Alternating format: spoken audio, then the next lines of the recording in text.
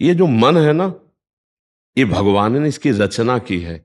इंद्रियाणाम मनश्चास्मि, कह रहे इंद्रियों में मैं मन हूं, और त्रिगुण माया का इसमें भरा हुआ पूरा पॉइजन जहर है। आप देखो मन छोड़ के गंदी बात में ही जाएगा, नहीं जाएगा।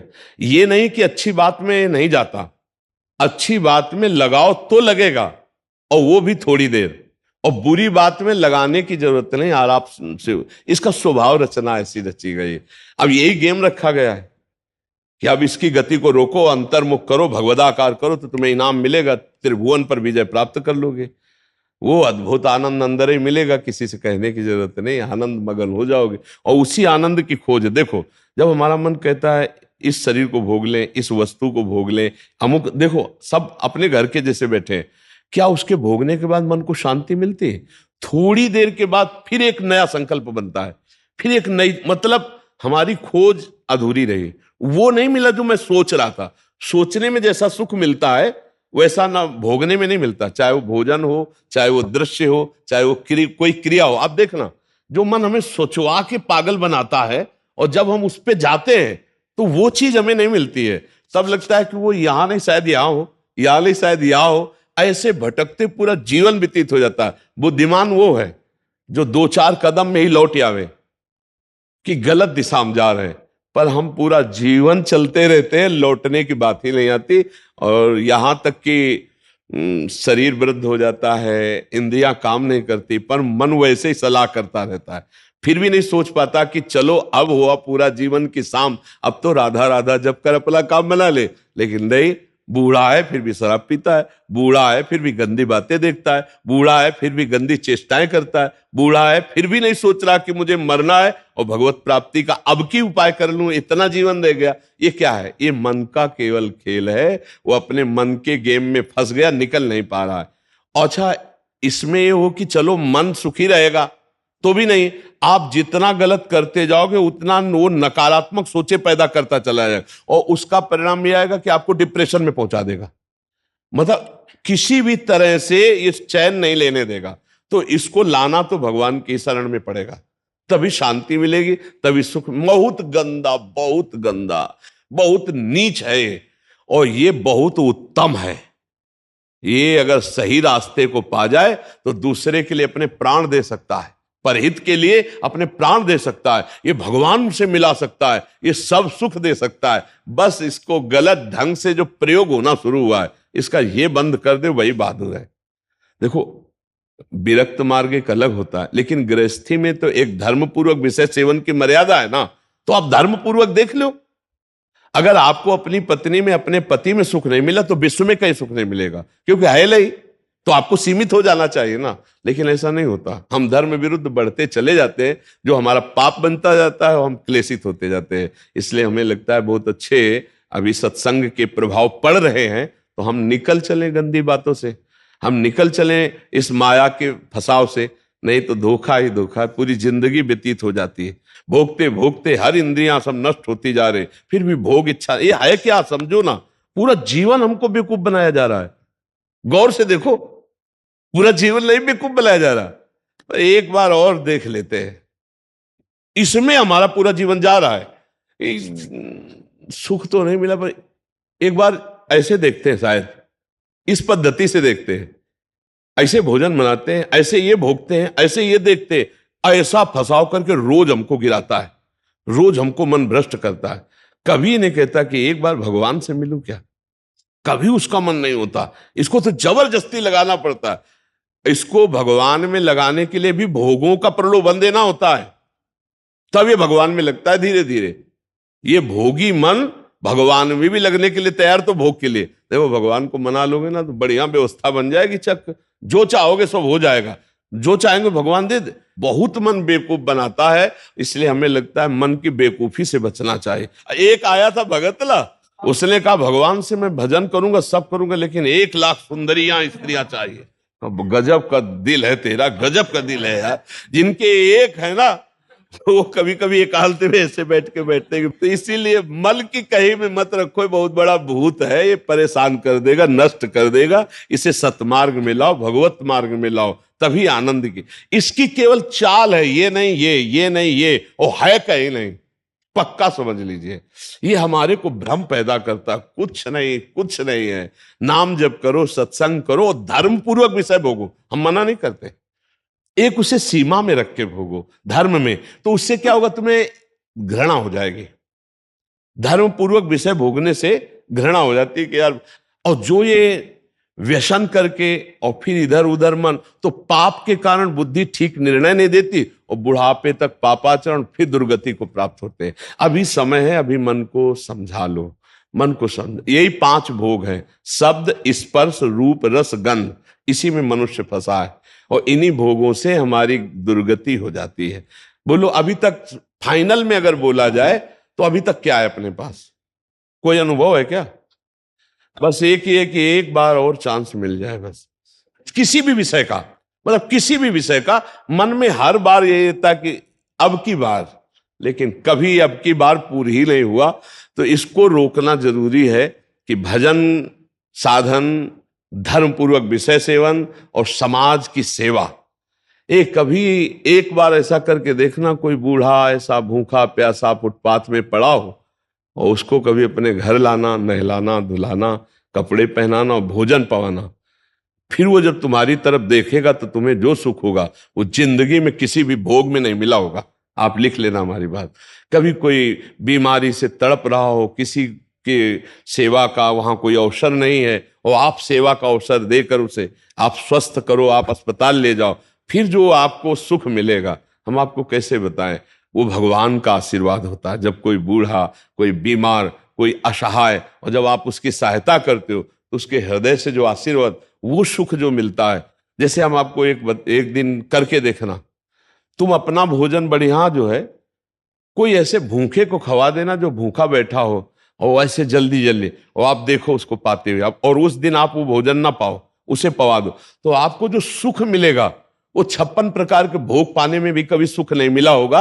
वो सुख परहित करने से, दूसरे को सुख पहुंचाने से जो हृदय शीतल होता है वो कभी किसी से नहीं होता।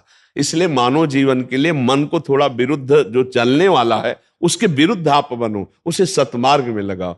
अब देखो आजकल ऐसी बुद्धि बिगड़ गई कि अपने पूज्य माता पिता को ही बच्चे दुख दे रहे हैं, डंडा थप्पड़ मारना। क्या यार, आज के जवान अपने माता पिता के साथ ऐसा व्यवहार करते हैं। अगर थोड़ा भी अध्यात्म से जुड़े होते तो मुझे लगता है शायद ऐसा नहीं करते, नहीं ना। धर्म से जुड़े होते, अध्यात्म से जुड़े होते, ऐसे माता पिता तो भगवान होते हैं। उनकी आंखें नहीं, उनको नहलाओ धुलाओ, किसी मंदिर जाने की और जरूरत नहीं, उनको भोग लगाओ, उनको पवाओ, उनका जो आशीर्वाद है लोक परलोक तुम्हारा सब बना देगा। लेकिन जब अध्यात्म से नहीं जुड़े तो लगता है कौन इनको, तो हाँ, ये क्या है? ये है मन का वो पापी मन। देखो कैसे पाप कराता है, कैसे निगेटिव चलाता है कि अब ऐसे पुत्रों की क्या दुर्गति होगी। तो कभी अगर ऐसा ऐसा अवसर किसी को मिले कि कोई फुटपाथ में ऐसे तड़प रहा हो, तो आपको जरूर लगेगा कि काहे को बोझा ले, लेकिन आप उसका अगर बोझा ले लिए तो भगवान तुम्हारा बोझा ले लेंगे। जन्म जन्मांतरों के पाप नष्ट हो जाते हैं जब ऐसे दीन दुखी आशीर्वाद देते ना, उसे भगवान का आशीर्वाद समझना। और जब माता पिता अंदर से साप देते ना कि भोगोगे, तो फिर भगवान भी नहीं टाल पाते, फिर भोगना पड़ता है। इसलिए धर्म से चलो, किसी का अपराध मत करो, गंदी बातों में मन को न जाने दो, खूब नाम जप करो, यही मनुष्य जीवन का लाभ लो। मनुष्य जीवन एक दिव्य जीवन है, इसका एक दिव्यता का लाभ है। यार देखो, अगर हम ना चाहे तो पूरी बाजार से निकल जाए कोई सामान, दुकान की आके हमारी लिपट थोड़ी जाती है। हम जहाँ खड़े होंगे, जहाँ खरीदेंगे, वही जो वस्तु हमें मिलेगी। तो अगर हम निश्चय कर लिया कि मुझे मांस नहीं खाना, मुझे शराब नहीं पीना, मुझे पराई माता बहनों की तरफ गंदी दृष्टि नहीं करनी, तो मुझे कौन गिरा देगा? आप सोचो, हमारे निश्चय में कमजोरी, तभी हम डरते हैं कि कहीं गिर ना जाए। ऐसे कैसे? हाँ, कुछ कमियां ऐसी होती हैं जिससे अहंकार का नाश किया जाता है।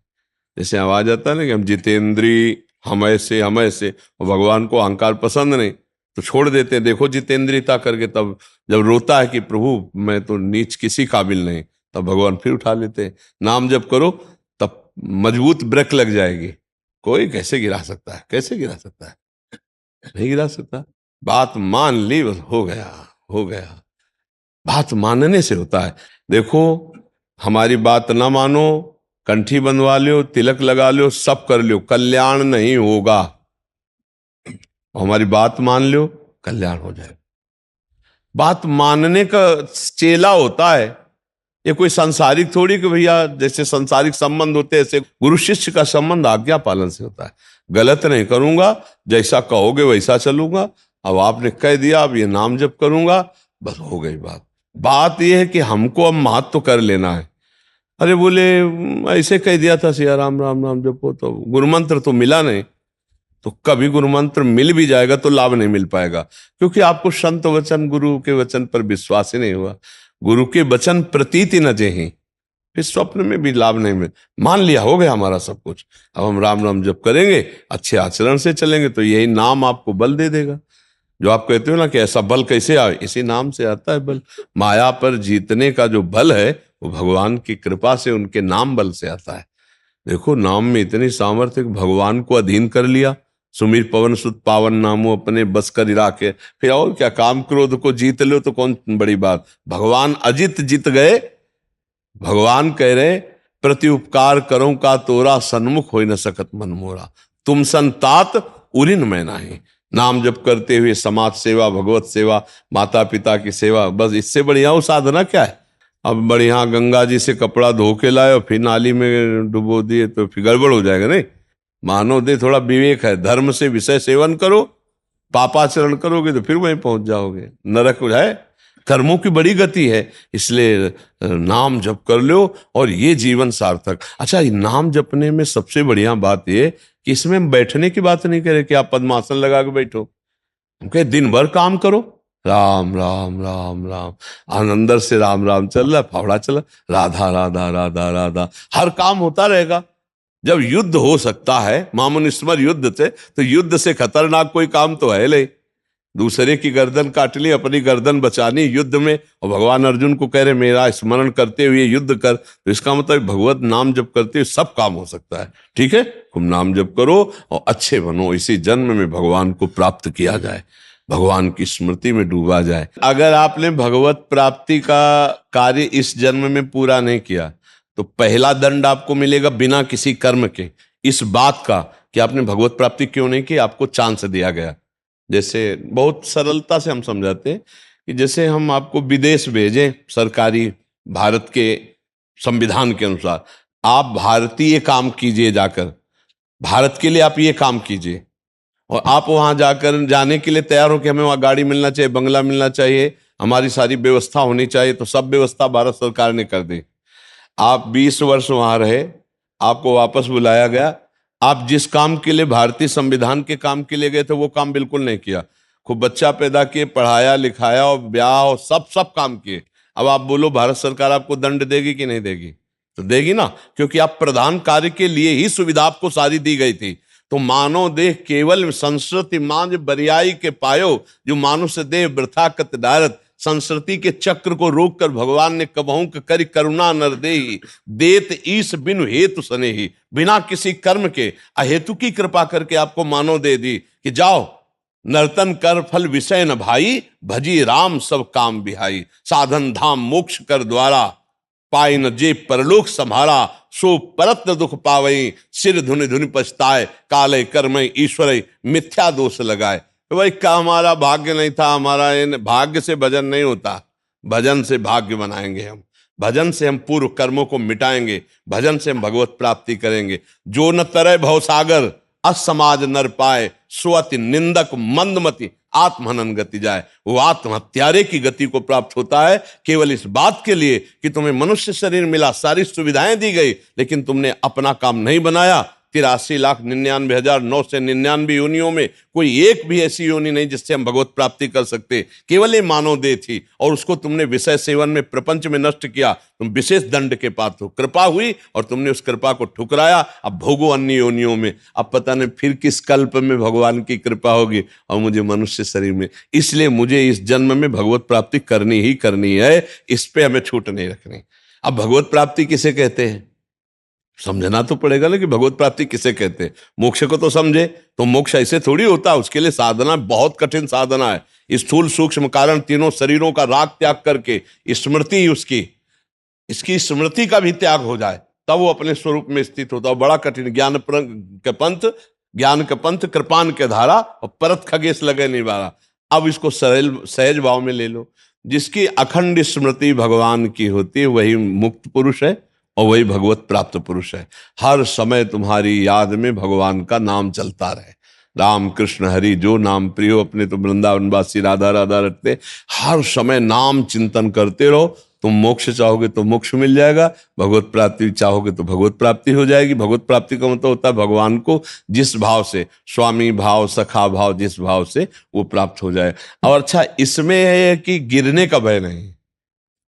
हम राधा राधा जपते हुए किसानी कर रहे हैं, राधा राधा जपते करते नौकरी कर रहे हैं, राधा राधा जपते हुए संसार के सब कार्य कर रहे हैं, तो हमको संसार के कार्य भी हो जाएंगे और भगवत प्राप्ति भी हो जाएगी। अच्छा मिथ्या भाव हमारे यहाँ लगाना नहीं, भगवत भाव लगाना है। सब में भगवान है, तो हम जिससे मिलते हैं उनके हृदय में भगवान है, हम ऐसे बर्ताव करते हैं। चाहे पुत्र हो चाहे पत्नी हो, नाथ सकल संपदा तुम्हारी, मैं सेवक समेत सुतनारी। बहुत सरलता से निपट गए संसार से, बहुत सरलता। पर भजन नहीं किया तो दंड मिलेगा, क्योंकि सरकार ने भेजा है यहां सरकारी काम करने के लिए, भगवत प्राप्ति के लिए। अब अगर चूक हो गई तो फिर गड़बड़ हो जाएगा। अच्छा देखो, तुम्हें तो कुछ गड़बड़ होना है नहीं, तुम तो अविनाशी भगवान के जन हो, अविनाशी स्वरूप है ना अपना सबका। लेकिन जैसे स्वप्न में लाठी चलती है कुछ नहीं होता है, पर पीड़ा होती कि नहीं होती स्वप्न के समय। स्वप्न के समय अगर लाठी चलावे तो वैसे लगती है, नहीं स्वप्न में अगर हम डूब रहे हैं तो वैसे डूब रहे। स्वप्न में अगर पिटाई शुरू है या कोई गला काटने जा रहा तो वैसे भय लग रहा है, और है कुछ नहीं, तो दंड तो भोगना पड़ेगा ना। ऐसे ही जागृत में है, ऐसे ही नरक आदि में है। अविनाशी आत्मा को कोई कष्ट थोड़ी होता है, पर जब तक ये बोध नहीं होगा तब तक तो भोगना ही पड़ता है ना। देखो स्थूल देह सैया में पड़ी होती और स्वप्न में हम देख रहे हैं कि हम समुद्र में डूब रहे हैं। अब वो ऐसे ही कष्ट हो रहा है, समुद्र भी दिखाई दे रहा है, डूब भी रहे हैं, और जो डूबने वाला शरीर है वो तत्कालिक स्वप्न में बना हुआ है, क्योंकि शरीर जो स्थूल शरीर वो तो सैया में सो रहा है। अब बताओ उसको कैसे बचाया जाए। जो स्वप्न में समुद्र में डूब रहा है, अब आप उपाय बताओ उसको कैसे बचाया जाए। हाँ बस एक उपाय है कि उसको जगा दो, चाहे जितनी नौका लगा दो, चाहे मंत्रवेत्ता लगा दो, चाहे तैराक लगा दो, उसको आप बचा नहीं सकते। उसके बचाने का उपाय है जगा दो। ऐसे ही हम सब मोह निशा सब सोवनिहारा,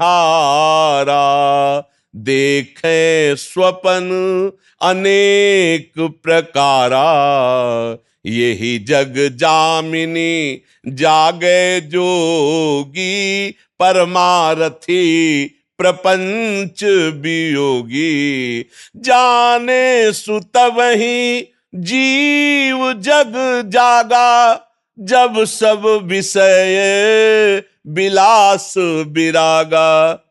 बोले मोह निद्रा में सब सो रहे, ये पत्नी है, लड़का है, बच्चा है, रुपया है, पैसा, ये कर लिया, ये कर लूंगा, ये कमा लिया, ये कमा लूंगा, ये जमा कर लिया, ये जमा कर लूंगा, और सोचते सोचते मर गए, कुछ नहीं कर पाए जो करने आए थे।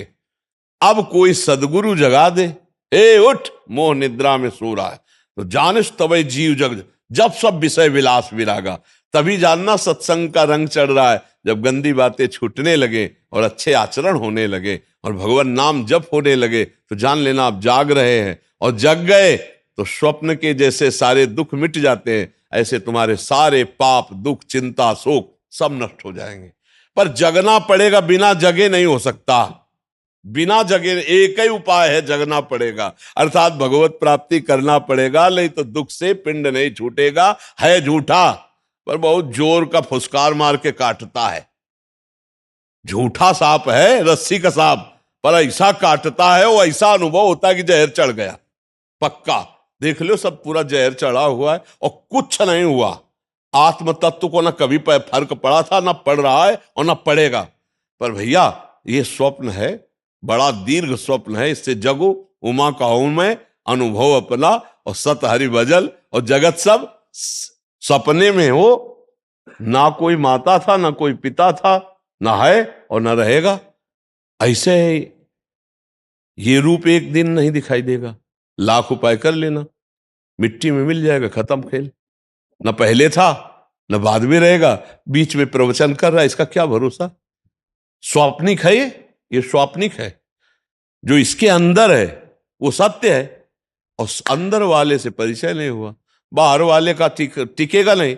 भाई इसी में हम झूठे में मारे जाते हैं, हर जन्म में मारे जा रहे हैं। हम झूठे से प्रेम करते हैं बाहरी, और वो टिकता ले, और जो अंदर का है उससे प्यार हुआ ले, खाली हाथ फिर।